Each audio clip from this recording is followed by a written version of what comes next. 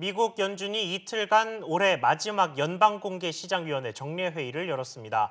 연준이 지난 10월까지 올해 3번 기준금리 인하를 단행했지만 이번에는 예상과 부합하게 금리 동결을 선택했습니다. 먼저 FOMC 결과 정리를 해보고요. 거듭된 의회의 반대에 전국을 돌파하기 위해 조기 총선 승부수를 던진 존슨 총리가 오늘 웃게 될지도 관심입니다. 브렉시트의 향방을 가를 영국 총선 소식까지 자세한 내용 이화여대 경제학과 김세환 교수님 모시고 이야기 나눠보겠습니다. 안녕하십니까? 안녕하세요. 네. 먼저 연준 쪽부터 짚어보죠. 금리를 결국 동결을 했습니다. 네, 미국 연준이 예상대로 미국 중앙은행의 기준금리를 1.5%에서 1.75%로 고정을 하였습니다. 상당히 예측되었던 부분이고요.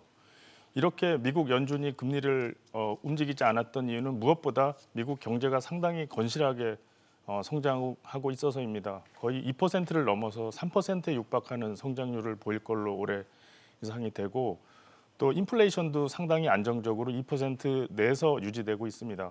따라서 이번에 만장일치로 10인 투표권을 가진 10인 공개정책시장위원회 모든 위원이 만장일치로 금리를 고정시켰습니다. 예.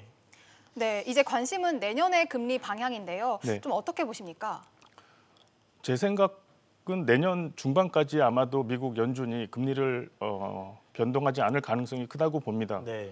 올해를 돌이켜 보면은 미국 연준이 상당히 극적인 통화 정책의 반전을 이룬 해였습니다.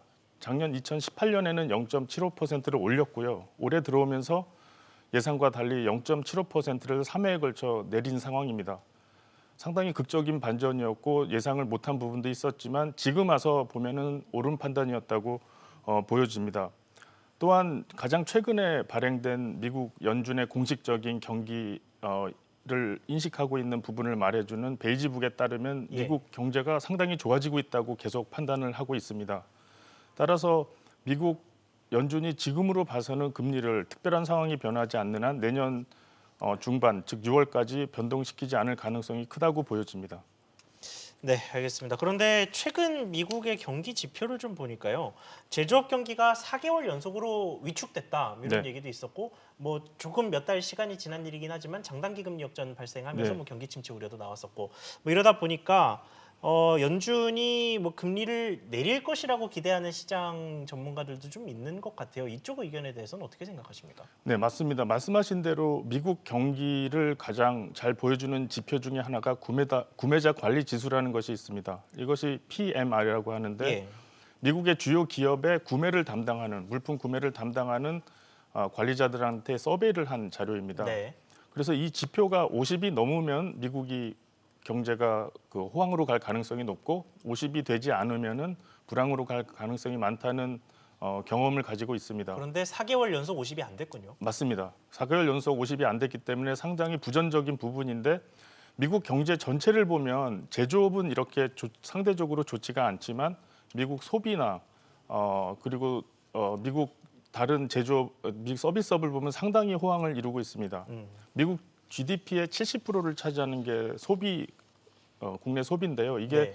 매달 0.3% 이상 강력하게 증가를 하고 있습니다. 특히 주목할 것이 내구재 소비재, 자동차나 비싼 가구와 같은 소비재가 상당히 증가하고 있어서 안 좋은 부분도 있지만 미국 경제 전체적으로 보면 상당히 좋은 신호가 많기 때문에 금리 인하 가능성이 낮다고 지금으로서는 볼 수가 있습니다. 네.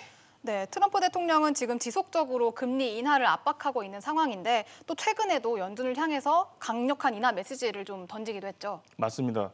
지금 트럼프 대통령이 그 연준 때리기를 하고 있는데 네. 이건 상당히 정치적인 제스처라고 보여집니다. 예. 지금 현재 미국 트럼프 대통령이 진행하고 하는 미중 무역 협상과 그리고 연준이 담당하는 금리 중에서 어떤 게 미국 경제에 더 어려움을 주느냐고 물어보면 당연히 미중 협상입니다. 예. 그래서 아마도 트럼프 대통령이 그 미중 협상이 굉장히 천천히 진행되고 아무런 결과가 없는 상황을 연준 때리기를 통해서 정치적인 압력을 벗어나려는 그런 상당히 고단수의 정치적인 계획이라고 보여집니다. 최근에는 이런 상황으로 인해서 그 지난 연준 의장을 역임했던 5명의 인사가 더 이상 트럼프 대통령이 연준에 정치적으로 개입하지 말라는 성명을 발표하기도 예, 하였습니다. 그랬었죠. 네, 그래서 다시 연준으로 좀 돌아가서 네. 이 내년 사실 연준이 금리를 동결할 거라는 거는 뭐 올해까지는 뭐 이번에 금리 동결은 예측된 바였고 문제는 내년을 연준이 어떻게 바라보고 있느냐 아니겠습니까? 그런데 맞습니다. 내년의 경제 성장률 예상치도 함께 발표가 됐는데 해가 갈수록 좀 떨어지는 계속 떨어뜨리는 뭐 이런 전망을 했습니다. 어떻게 보십니까? 맞습니다. 내년의 경제 성장률을 오늘 2.0%로 예측을 했는데요. 올해 9월에 발표한 예측치랑 달라지지가 않았습니다. 작년 2018년에 2.9% 성장을 하였고 올해 2.5% 이상 고성장으로 본다고 하면 내년에 2.0%는 상당히 실망스러운 예, 성장률입니다. 많이 떨어진 것 같은데요. 그 이유가 사실 지금 전 세계 글로벌 경제를 보면은 미국을 제외하고는 모두 1% 이하의 불경기 상황입니다. 특히 일본, 유럽, 중국 경제가 상당히 어렵고요. 그리고 미중 간의 무역 협상도 1차 협상이 이루어질 상황이지만 궁극적으로 타결되기는 상당히 어렵습니다. 경제 전문가들은 뭐 100년이 걸릴지 50년이 걸릴지 중국이 받아들일 수 없는 부분이라고 말을 네. 하는 사람들이 많기 때문에 이런 글로벌 경제 어려움과 미중 협상의 스트레스가 내년에 반영돼서 2% 수준으로 낮게 성장률을 예측을 하고 있습니다. 네, 이제 영국으로 가보겠습니다. 오늘 영국에서 조기 총선이 열리는데요. 그 브렉시트 강행을 주장하는 보수당인 보리스 존슨 영국 총리가 이제 의회를 과반수를 장악하느냐 이게 이슈인데 좀 어떻게 보십니까? 네, 보리스 존슨 수상이 그 브렉시트를 추진하는 정치 세력의 핵심 인물인데 7월에 수상에 취임하면서 올해 말까지 노딜 브렉시트, 즉 아무 계획 없이 브렉시트를 추진할 수도 있다고 아주 강력한 발언을 하기도 하였습니다. 예. 하지만 7월에 수상에 취임하고 나서 개인적으로 상당히 노력을 하여서 EU 집행부랑 끊임없는 협상을 하였습니다. 그 결과 EU 집행부와 다시 수차례 반복되었던 그 브렉시트의 계획안을 다시 협상하기로 하였지만 결국 영국 의회가 그거를 부결을 하였습니다. 이러한 상황에서 이제 존슨 수상은 의원 내각제니까 의회를 해산하고 총선을 실시하고 있는 상당히 이례적인 상황이 진행되고 있습니다.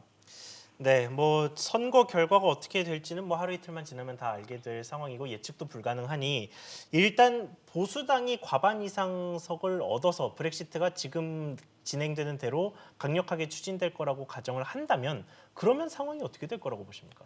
지금으로 봐서는 존슨 수상이 이끄는 보수당이 650석의 하원 의석 중에서 325석 이상을 차지해서 과반수를 차지할 것으로 보입니다. 그렇게 된다면 이제 EU 집행부랑 다시 협상을 통해서 협상안을 가지고 오면은 의회에서 자연스럽게 통과가 되고 예. 1월 말까지 영국이 우아하고 계획대로 그 EU에서 탈퇴하게 되겠습니다. 이거는 원래 이제 보리스 존슨 수상이 계획한 대로 이렇게 되는 것이고요. 그렇게 된다면 2016년에 시작된 브렉시트이 거의 3년 반 만에 종결이 되는 의미가 됩니다. 그렇겠죠. 하지만 만약에 노동당이 승리를 한다면 모든 게 복잡해지는 것이 지금 노동당에서는 브렉시트를 찬성하는 국민과 반대하는 국민이 거의 같다고 보는 것 같습니다. 따라서 노동당이 승리를 한다면 다시 브렉시트를 하느냐 마느냐 하는 제2의 국민투표로 갈 가능성이 네, 높다고 지금도 노동당에서 뭐 확실하게 입장을 정하지는 않았더라고요. 않았습니다. 네. 예, 근데 그 제2의 그 투표로 가지 않을까 이런 예측이 많이 나오고 있습니다. 네, 알겠습니다. 오늘 말씀 여기까지만 듣겠습니다. 지금까지 이화여대 경제학과 김세환 교수와 함께했습니다. 오늘 말씀 감사합니다. 감사합니다. 감사합니다.